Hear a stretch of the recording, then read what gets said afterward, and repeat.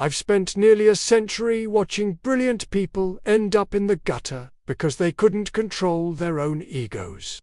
The secret to wealth isn't winning the stock market lottery. It's stop bleeding money on things that only serve to impress people you don't even like. You're probably making a basic mistake right now, thinking you're investing, when in reality, you're just renting a status you can't maintain. And the third wealth destroyer I'm going to list is the most dangerous because it masquerades as an opportunity. And it's exactly what separates the losers from the 1% who actually sleep soundly at night. Look around. Look at your friends, your co-workers, and the people you follow on social media. What you see is a parade of financial cadavers who don't yet know they're dead. They walk around with expensive watches, German cars financed for 60 months, and houses with more bedrooms than they have real friends to fill them. They think they're smart. They think they've beaten the system. But I've been in the trenches long enough to know that the system always wins against those who try to play the game of appearances. The truth is, most people don't want to be rich. They just want to spend like the rich spend. And that distinction is what separates your freedom from your ultimate slavery. Look, I've seen many crises pass and many smart people go bust. You know what they all had in common? They wanted to look rich before they actually were rich. They felt that itch in their soul, that visceral need to prove to the world that they had arrived. But where is there? There is a dark abyss. I saw this in 1929. I wasn't a grown man yet. But the stories that circulated in the years that followed were lessons that no economics book can teach. Men who had everything, who built empires of paper, throwing themselves out of Wall Street windows because their net worth evaporated on a Black Tuesday. They didn't go broke just because stocks fell. They went broke because they were leveraged to the hilt to maintain a lifestyle that was a lie. They had the Long Island mansions, the thoroughbred horses, and parties that lasted all night. When the tide went out, everyone saw they were swimming naked, and the shame of no longer being who they pretended to be was greater than the desire to live. That is ego. Ego is a cancer that devours your capital before you even realize you're sick. You believe that having wealth means having a garage full of shiny metal and a house with rooms you don't even use, just to post it on the internet. You look at your phone screen and feel envious of influencers who rent private jets for an hour just to take photos. You are being conned by an industry that profits from your insecurity. The mathematical reality is cruel. Every cent you spend on a depreciating liability is a soldier you remove from your army of compound interest. You are disarming yourself. Imagine you have an army ready to fight for you. Every dollar is a combatant. If you put those soldiers to work, they bring back prisoners. Those prisoners start working for you too. But what do? You take your best generals and trade them for a designer handbag. You take your infantry and throw them in the trash in exchange for an expensive dinner in a place where people talk loud just to be noticed. You are committing financial suicide in homeopathic doses, and the worst part is you do it smiling, thinking you're enjoying life. Enjoying life is having the freedom to not need a job to survive. Enjoying life is having the peace of mind of knowing that if everything goes wrong, you have a fortress of assets protecting you. The rest is just noise and vanity. Human stupidity is fascinating and tragic at the same time. I've seen great fortunes dissipated in a single generation because the heirs thought money was an infinite source of pleasure, not a tool for freedom. The Dutch tulip mania in the 17th century is no different from what you see today with the junk. People buy thinking they'll get rich overnight. Back then, people sold their homes, their land, and their cattle for a single flower bulb. They thought the price would keep going up forever. Collective delusion is a powerful drug. When the bubble burst, the whole country collapsed. What was left? Withered flowers and a graveyard of dreams. You do the same thing when you finance a luxury car that loses 20% of its value as soon as you drive off the lot. You are buying a metal tulip. The new car smell is actually the smell of your money being burned on a pyre of vanity. I knew men who were considered financial geniuses, guys who spoke in complex technical terms but couldn't keep their pants on when they saw a neighbor buying a bigger boat. Envy is the engine of ruin. If you live to outpace someone else's standard of living, you've already lost. You are a slave to a master who doesn't even know you exist. Modern economics is designed to keep you in this hamster wheel. Marketing tells you that you deserve it. The bank tells you credit is easy. The government tells you to consume, to keep the economy moving. But no one tells you that the price for this is your life. The time you spend working to pay for things you don't need is time you will never get back. It's a trade of blood for trinkets.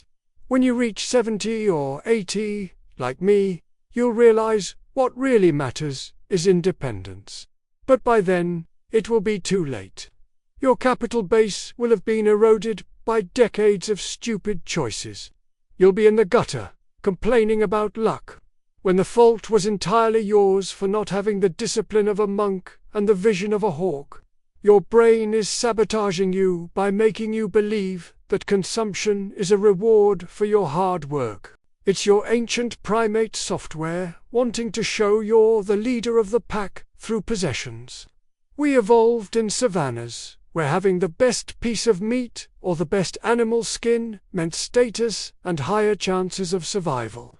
But the world changed, and your brain didn't. It still seeks signs of social dominance. When you buy an expensive watch, your biology is screaming to the tribe that you are powerful. But the modern tribe doesn't care about you. They are too busy trying to show off their own status. It's a shadow theater, where everyone is an actor and no one is the audience. The limbic system, that primitive part of your brain, wants instant gratification. It wants the sugar.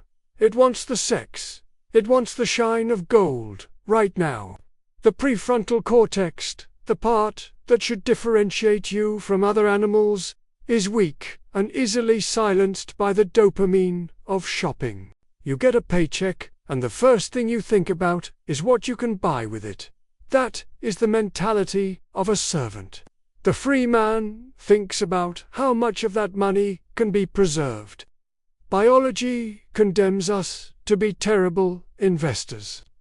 FOMO, as you call it today, is the same fear our ancestors had of being left behind by the tribe and starving to death.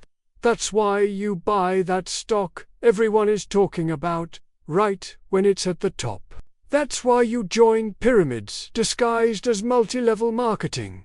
You don't want to be the only idiot left out of the party. But the truth is, the only safe place is outside the party. At Wall Street parties, the bill always comes. And it's paid by whoever stayed until the end, thinking the music would never stop. Think of the 2008 crisis. I saw it up close. What was that, if not a collective psychotic break based on biology and greed? People earning $30,000 a year were buying $500,000 homes with no money down loans. The banks, driven by the same biological greed, packaged this trash and sold it as if it were gold. Everyone thought they were a genius. Real estate never goes down, they said. Biology said it was safe because everyone was doing it. When the house of cards collapsed, the world almost stopped. Millions of people lost everything. The sweat on the foreheads of those who saw their bank accounts hit zero wasn't just because of the money. It was because of the loss of identity. They were no longer the owners of the beautiful houses. They went back to being nobodies in the eyes of society. And it is this fear of being a nobody that makes you act like an idiot. You spend to be someone, but if you need to spend to be someone, you're already nobody. True confidence comes from a solid bank account and a disciplined mind, not from what you wear or drive. If you can't control your biological impulses, you are just a well-dressed animal walking toward the financial slaughterhouse. The path to sanity begins with the acceptance that you are biologically programmed to fail. You need to create systems, rules, and barriers to protect your money from yourself. Without that, you're just waiting for the next crisis to bleed to death. Let's talk math, not the kind you learned in school and forgot, but the math of survival. Imagine you decide not to buy that luxury car today. The car costs $100,000. You decide to buy a functional model for $40,000 and invest the remaining $60,000. If you get a conservative return of 10% per year, do you know what happens? In the first year, your $60,000 becomes $66,000. No big deal, right? Your neighbor's new car smell seems much more attractive than a $6,000 profit. In the second year, you have $72,600. In the third, $79,800. You start to feel a little better, but your neighbor still makes fun of your simple car. He says life is short and you should enjoy it. He's an idiot. By the 10th year, that $60,000 has turned into $155,000. In the 20th year, it's $403,000. In the 30th year, you have over $1 million. By the 40th year, when you're ready to retire and truly enjoy life without worries, you have $2.7 million. All this because you decided not to buy a piece of metal that would be in a junkyard today. Your neighbor. He traded cars every 5 years, always financing, always paying interest, always bleeding. After 40 years, he has nothing but memories of status and a meager government pension. He spent his life working for the bank and the car manufacturers. You spent your life building an army. The difference between the 1% and the rest isn't raw intelligence. It's the ability to delay gratification. It's math narrated over time. Time is the greatest ally of the patient man and the greatest enemy of the fool. Each consumption decision you make is a choice between momentary pleasure and eternal freedom. Most choose pleasure and end up in the prison of debt. Ruin doesn't happen all at once. It's built brick by brick, purchase by purchase, excuse by excuse. The first pillar of your financial destruction is the toy that enslaves you, the car and financed luxury. This works because depreciation is a tax on fools. You pay interest to have something that is worth less every day. It's one of the few things in the world where you manage to lose money in 2 simultaneous ways: paying interest to the bank and watching the asset's value evaporate. Let's look at this in the trenches. Imagine Robert. Robert is a young doctor. He earns well. He feels like the world is at his feet. He wants to show his college colleagues that he won. He goes to a dealership and looks at a $100,000 truck. He doesn't have the cash, but the bank manager, with a hyena's smile, says he can finance it with a small down payment. Robert accepts. The coffee is getting cold on his desk as he signs the contract. He feels a knot in his stomach, but the smell of new leather drowns out his intuition. He leaves there, feeling like the king of the road. But let's look at the numbers behind this throne. The car costs $100,000. He gave $20,000 down and financed $80,000 over 60 months with a rate of 1% or 2% a month. Do you know how much Robert will pay in the end?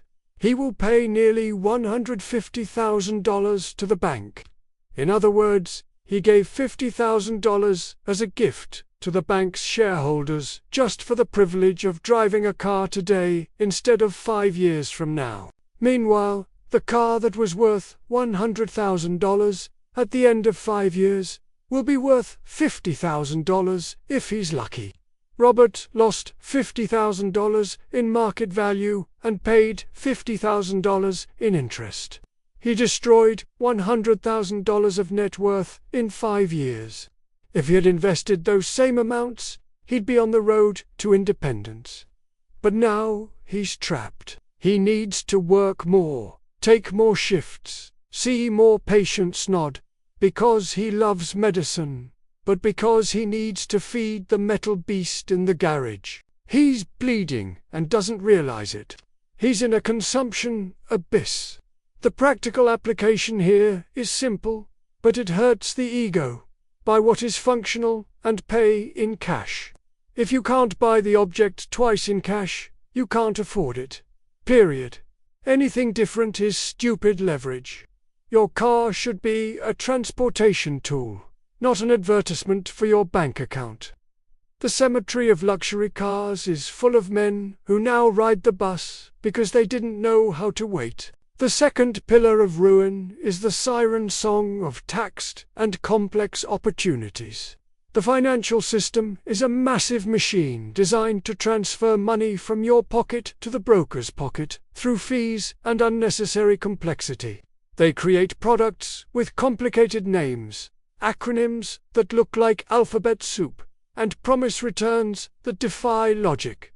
Why do they do this? Because if it were simple, you wouldn't need them. I always say that if you can't understand an investment in 30 seconds, it's because it was made to rob you. Look at the 2008 crisis again. What were the mortgage-backed CDOs, if not a way to hide trash under a carpet of complex math? Brokers earned huge commissions to sell products they didn't understand themselves or knew were going to break. They use expensive suits, offices with ocean views, and a polished corporate vocabulary to give you confidence. It's the predator's camouflage. When you enter an investment fund that charges a 2% management fee and a 20% performance fee, you're starting the race with a lead ball tied to your foot. Let's do the math, step by step. If the market yields 10% a year and your fund yields the same 10%, but charges you those fees, in the long run, you will hand over nearly half of your final wealth to the fund manager. In 30 years, the difference between investing on your own in a simple index and paying those fees is the difference between retiring like a king or like a beggar, dependent on relatives. It's silent robbery. The sweat on your forehead will appear 20 years from now when you realize your broker has a bigger boat than yours, bought with your money. Flee from high-fee funds. Flee from trading schemes that promise quick gains. Flee from anything that requires you to monitor the market every 5 minutes. Real investing is boring. It's like watching grass grow or paint dry. If there's too much emotion, too many fees, too much fast talk, run. The abyss is just ahead, and your broker is ready to give you the final push. Keep it simple. Buy solid companies, buy low-cost indices, keep the necessary cash, and forget the money exists for 10 or 20 years. Complexity is the refuge of scoundrels. The third pillar, and perhaps the most insidious, is the mansion of ostentation. It's the biggest silent mistake anyone can make. Common sense says a house is the best investment anyone can make. Lie. A house where you live is not an asset, it's a liability. It doesn't put money in your pocket. It takes it out. And the bigger the house, the bigger the drain. A house larger than necessary is a cost center that consumes your energy, your time, and your working capital. Think of the visceral, hypothetical scenario.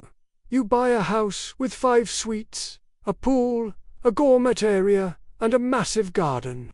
You feel victorious. But then the bills come. Property tax is 3 times higher.